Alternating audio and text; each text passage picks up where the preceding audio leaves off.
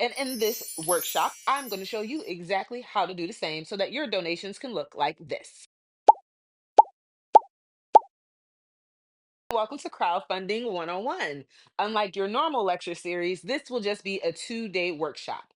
I am your professor, Chantel Elaine. I am an actress and a filmmaker, and I generated over $10,000 for my indie films through crowdfunding. But for this course, I do want you to take notes because this is not something that you can complete overnight. This is a process, and I want you to save it for later because I want you to succeed in this. Okay? So let's get right into today's class. So keep in mind that today's class is just going to be focused on crowdfunding preparation. In our second class, make sure to go to the link in my bio and download this template. Okay. You're going to need it for our next class. And this is when I'm going to show you through step by step exactly what I did to execute my crowdfunder. But before we get to that point, you need to know the basics.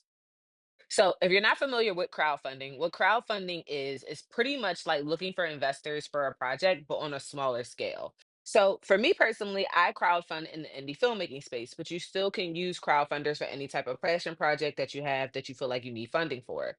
I really felt like the benefit of crowdfunding for me was it allowed me to show my creative side and it also allowed me to build and connect with my audience directly for the donations.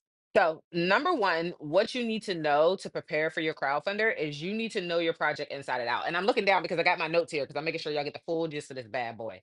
You need to make sure that you know your project inside and out. If you are an indie filmmaker, if you're crowdfunding for a prototype or trying to get a business off the ground, you need to know exactly what it is you are trying to sell to people so that they can see your project as an investment and put money into it. That means that your idea is fully developed. You got all the nooks and crannies out of it. Specifically, when it comes down to indie filmmaking, that means that your script is done. Okay. You done got that done. You know the budget for your production as well as your team. Keep in mind that the budget for your passion project and the budget for your crowdfunder are two completely different things. Okay. Your crowdfunder will have its own separate budget. Also, before you go out here and start telling people about your idea and what you're raising money for, make sure it is legally protected. I'm not sure how it works if you're like crowdfunding like a small business, but if you have some type of item that you're trying to crowdfund that like has inventory or prototype, whatever like that, make sure it's trademark.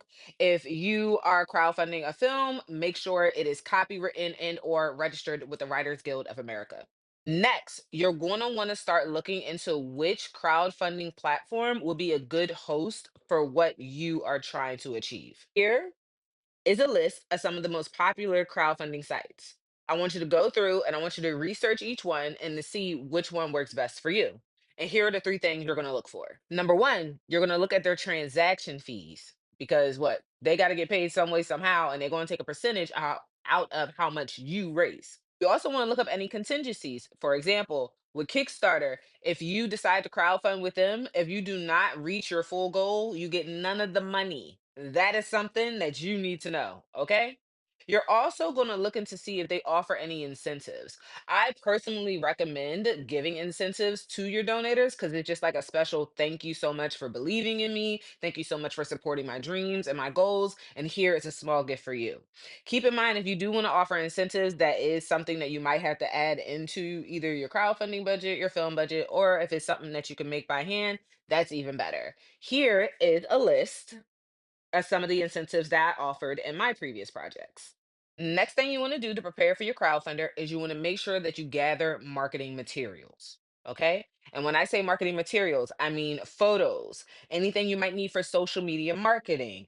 And most importantly, you're going to need some type of pitch video. Honestly, a pitch video is really like my favorite part because that's when you can get really creative and show people what you have to offer. It's going to be the first thing that people see when you go to release your crowdfunder. Okay. And that's really when you want to focus on exactly is going to be your approach. Is it going to be a PSA video? Is it going to be a trailer? Is it going to be a demonstration? Some way, somehow, it needs to grab people attention and let them know what it is that you are crowdfunding upfront.